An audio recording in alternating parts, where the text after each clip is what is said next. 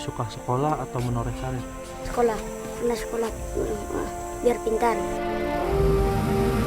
Susah kami cari uang untuk makan, untuk ongkos anak sekolah.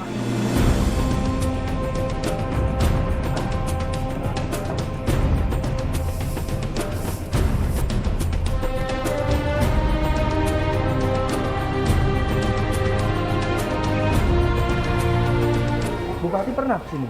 Karena yang waktu Pak Milton mencalonkan diri waktu yang kedua kalinya, kami paling mengharapkan setelah dia jadi bupati langsung di tangan ini. Kenyataannya? Kenyataan tidak ada.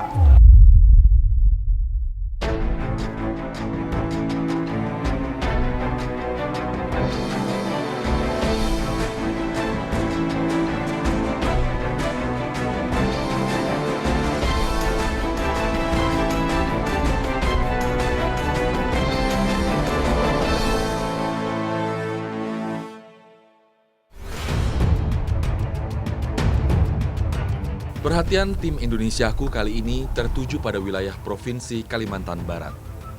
Tepatnya berada di wilayah Kabupaten Sintang, Kecamatan Kayan Hulu. Jalan berupa tanah merah yang cukup dalam menjadi jalur kami menuju desa. Sebelum menuju ke Desa Merah Arai, kami terlebih dahulu menuju Desa Tebidah yang menjadi wilayah terdekat desa tujuan kami. Desa Tebidah berjarak lebih kurang 138 km ke arah timur dari pusat kota Kabupaten Sintang. Jalur tanah yang cukup dalam membuat kami harus membuang beberapa bagian sisi jalan agar tidak mengenai badan mobil. Sayangnya, jalan dengan kondisi yang memprihatinkan seperti ini adalah jalan provinsi. Pada tahun 2017, anggaran sebesar 1,9 miliar rupiah telah dikucurkan. Sayangnya, belum terdapat perbaikan maksimal di jalan yang memiliki panjang lebih dari 100 km ini. Banyaknya jumlah kendaraan yang melintas, serta kondisi cuaca yang tidak menentu, membuat kondisi jalan semakin hancur. Kondisi tanah yang kering dan cukup dalam, membuat kami harus berhati-hati ketika melintasi jalur. Setelah menempuh 6 jam perjalanan, akhirnya kami tiba di wilayah Tebidah. Perjalanan kami tidak berhenti di sini. Untuk bisa sampai ke Desa Merah Arai, kami harus melanjutkan perjalanan menggunakan perahu.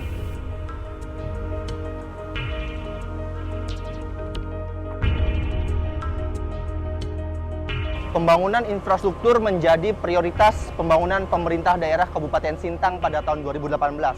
Hal ini dirasa penting karena pemerataan pembangunan diharapkan mampu mengurangi ketimpangan daerah dan mewujudkan keadilan sosial. Namun kabarnya hingga saat ini masih ada wilayah di wilayah ini yang masih belum merasakan apa itu arti pembangunan. Selengkapnya di Indonesiaku.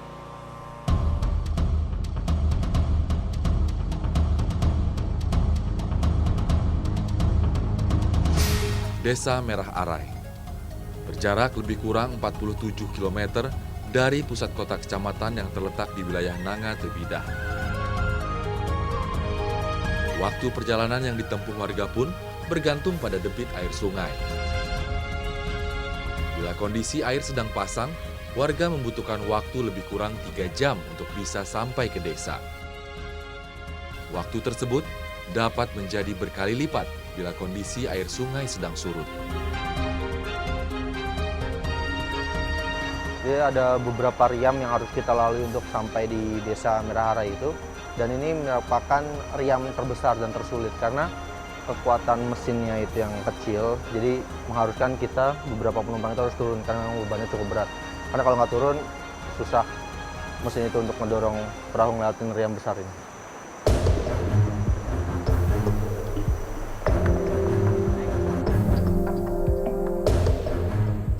Setelah perahu berhasil melalui riam, kami pun melanjutkan perjalanan. Sudah lebih dari 73 tahun Indonesia merdeka, ternyata masih saja ada warga yang belum menikmati pembangunan secara maksimal. Setelah menempuh perjalanan perahu selama 3 jam, akhirnya kami pun tiba. Desa Merah Arai merupakan hasil pemekaran dari Desa Nangamasau pada tahun 2009. Ada sekitar 296 kepala keluarga yang tinggal di desa ini. Pemerintah Kabupaten Sintang telah menempatkan perkebunan sebagai prioritas utama. Tercatat, luas perkebunan karet Kabupaten Sintang pada tahun 2015 mencapai 96.000 hektar. Dari luas tersebut, Kabupaten Sintang mampu memproduksi tanaman karet mencapai 43.000 ton pada tahun 2015. Menyadap karet menjadi kegiatan utama masyarakat Desa Merah Arai. Nyatanya, tak hanya orang dewasa. Anak-anak usia sekolah terlihat sangat pandai menyadap pohon karet. Salah satunya adalah Selo. Bocah yang duduk di kelas 5 sekolah dasar ini telah pandai menyadap karet sejak usia 3 tahun. Dengan lincah dan teliti, Selo melukai pohon karet, membuat jalur getah yang mengalir menjadi tetesan rupiah yang ia harapkan. Kegiatan menyadap karet setiap hari ia lakukan setelah pulang dari sekolah. Tak ada rasa lelah yang terpancar dari raut muka polosnya. Hanya tatapan dan semangat penuh harap mendapatkan getah karet agar dapat membantu perekonomian keluarganya. Kalau Selo sendiri nih, lebih suka sekolah atau menoreh karet? Sekolah dengan menoreh. Suka dua-duanya? Lebih sedap mana, sekolah apa menoreh karet? Sekolah. Lebih sekolah. Kenapa? Karena sekolah biar pintar. Sekolah biar pintar ya. Lalu ini menoreh ini untuk apa? Untuk jajan di sekolah. Untuk jajan di sekolah. Ada beberapa hal yang dapat menentukan tanaman karet memproduksi lateks. Selain keadaan tanah dan pertumbuhan tanaman, teknik penyadapan juga berpengaruh pada produksi tanaman karet. Cuaca menjadi salah satu kendala yang membuat para petani gagal untuk mendapatkan rupiah. Pasalnya, air hujan yang memenuhi penampungan getah karet akan membuatnya perlahan menghilang dan terganti oleh air hujan.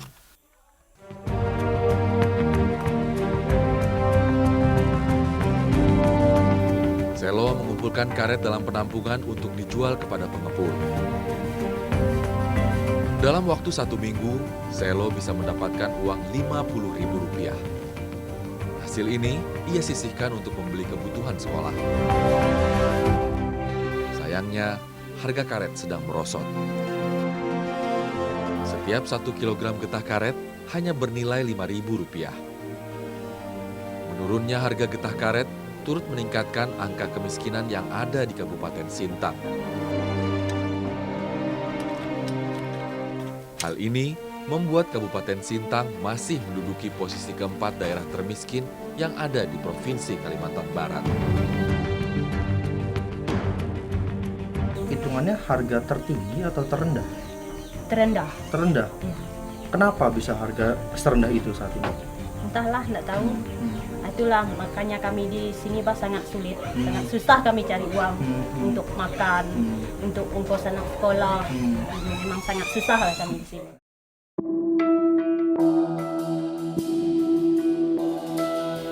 Malam hari menjadi waktu Selo untuk mengerjakan pekerjaan rumah. Tak ada aliran listrik, hanya ada pelita yang menjadi sumber cahaya bagi Selo. Listrik memang belum bisa dinikmati oleh seluruh warga. Sebenarnya sudah ada bantuan berupa panel surya.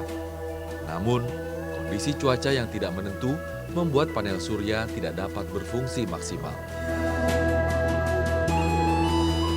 Ya, membaca dengan kondisi cahaya minim seperti ini memang cepat membuat mata lelah. Belum lagi asap-asap yang keluar dari pelita ini membuat nafas sesak. Saya nggak bisa ngebayangin gimana cara mereka untuk memahami pelajaran-pelajaran ini dengan kondisi minim seperti ini.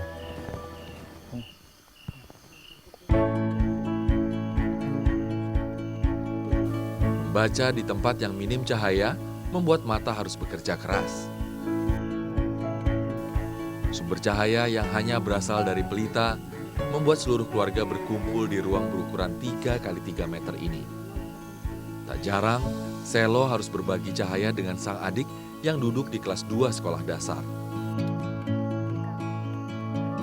Sebenarnya ada beberapa pelita di rumah ini.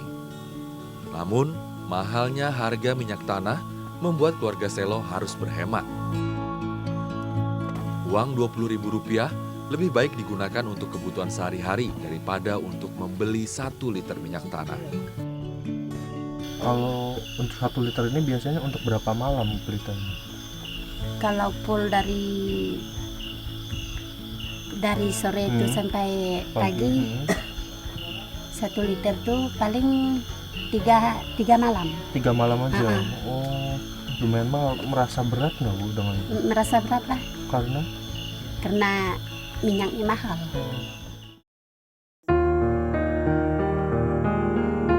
Keterbatasan infrastruktur di wilayah Desa Merah Arai turut berdampak pada sarana dan prasarana pendidikan yang ada di wilayah ini. Masalah jarak menuju sekolah induk membuat masyarakat memutuskan membuat sekolah jauh untuk anak-anak mereka. 2 kelas yang dibangun secara swadaya oleh masyarakat inilah yang menjadi tempat anak-anak Dusun Pintas mengenyam pendidikan. Dusun Pintas merupakan dusun terjauh yang masuk dalam wilayah Desa Merah Arai. Sekolah jauh digunakan untuk siswa kelas 1 hingga kelas 3 sekolah dasar.